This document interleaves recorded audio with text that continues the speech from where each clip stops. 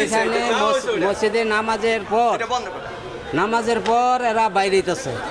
নাসিরুল্লাহ সাহেব পাটোয়ারি সাহেব ওইখান থেকে বাইরেতেছে, তার সাথে সবাই বাইরেছে।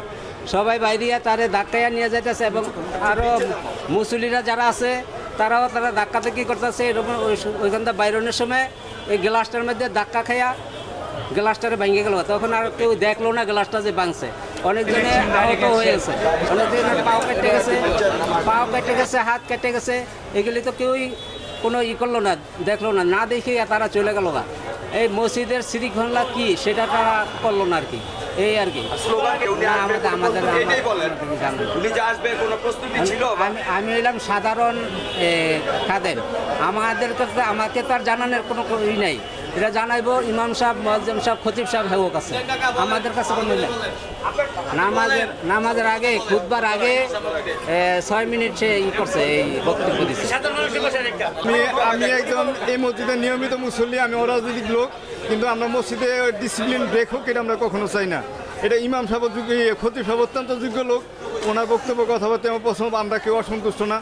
কিন্তু এই যে পোলাপান যেভাবে বাইরে সেটা নিয়ম মতো বাইরে অনেকে মসজিদে আস্তে আস্তে হাঁটতে হইব, আস্তে কথা বলতে হইব, মসজিদের নিয়ম নীতি শৃঙ্খলা বোধ আছে, এটা ভেঙে ফেলাইছিল।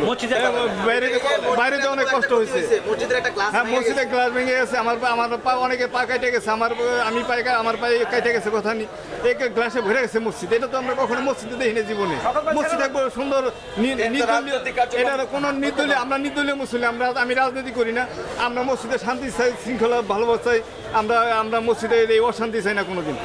আমরা চাই মসজিদ সুন্দরভাবে চলুক, ইমাম সাহেব, খতিব সাহেব সব যোগ্য লোক যারা আছে, আমরা যে কোনো অতিথি এলে তাদের অসম্মান করি না, কিন্তু আমরা এই অশান্তি আমরা পছন্দ করি না। এই যে একটা অশান্তি হলো, মসজিদে ভেঙে গেলো, মসজিদে সুন্নাত নামাজ পড়ি না, আমরা সুন্নাত নামাজ পড়া করে মসজিদে সিনেমা হল, মধ্যমিলা হল থেকে বাইরে করছি, এরকম অবস্থা। মসজিদে সুন্নাত নামাজের পরিবেশ ছিল না, একেবারে ভেঙে গেছে মসজিদ। আমি ওখানে ছিলাম, ওখানে ধাক্কা দেখি, এখানে বাইরের বিশৃঙ্খলা করার জন্য কিছু লোক ঢুকছে আর কি, ঢুকার কারণে ধাক্কা দিচ্ছে। তো ওনার তো ডিসিপ্লিনের অভাব ছিল, ওনার কাছে সাধারণ মানুষ এখানে আসছে, ওনার জনপ্রিয় একটা লোক, ভালো মানে বিরোধীদের কথা বলে, মির্জা আব্বাস সাহেবের বিরুদ্ধে কথা বলছিল, নির্বাচন করছিল, তার কারণে অনেক লোকে আসছে, ইয়াং জেনারেশন তাকে খুব ভালোবাসে। ওইখানে অনেক লোক ছিল, আমি ছিলাম, আমি ওইখানে ছিলাম। এখানে ধাক্কা দেখি হওয়ার পর একটা লোক পড়ে গেছে,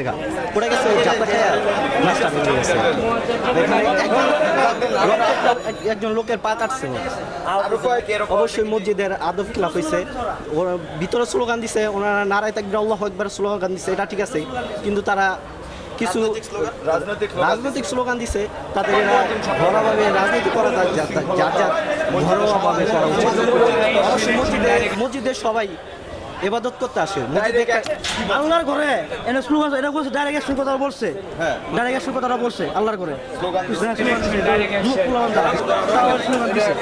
কিছু মানে নেই, সব ভাঙি চুরি গেছে। এটা মসজিদ ঠিক করে, সবাই বলছে মসজিদ ঠিক নেই, এটা আল্লাহর ঘরে কথাটা বলছে। নামাজের বিঘ্ন বাইরেতে পারে না, সব ভিতরে ছিল, সবাই তো সাকেরা ছিল, মানে পাড়া হয়ে লাগাই দিছে, কিচ্ছু মানতেছে না আল্লাহর